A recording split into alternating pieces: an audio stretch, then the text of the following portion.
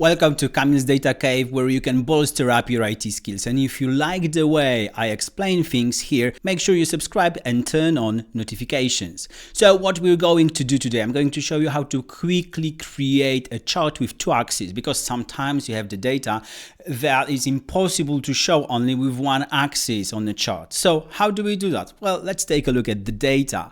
So I have a small table. It is not a real Excel table here, but it's a data range. But anyway, I have few countries here, 4 countries, and 2 numbers I would like to show on a chart. So that is number of orders and net income. If I try to create a chart, like a default chart, I just go to Insert and choose, for example, a column chart. But if I do that, see what happens. I can see clearly that these 2 numbers Excel tries to present on the same axis. So for example, let's say Italy has the value over 182,000 of net income and number of orders 572. So if you try to show these 2 values on one axis, one is going to be very, very tiny. So it is almost impossible to read anything from it. So what can we do?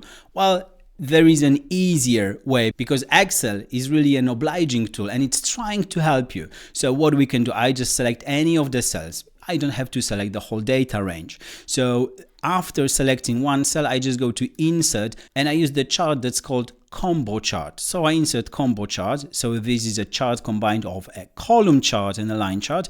So now I see something like this, but that's definitely something I wouldn't want to present, for example, to management board. Why? Because still I have the same issue. So what can I do here? I can easily hit change chart type. Once I go into this details pane, I can tell Excel which series should be plotted on which axis. So basically everything is plotted on the main axis, on the primary axis. So I can just say, oh, you know what, Excel, I would like you to show me the number of orders on a secondary axis. Then just hit OK.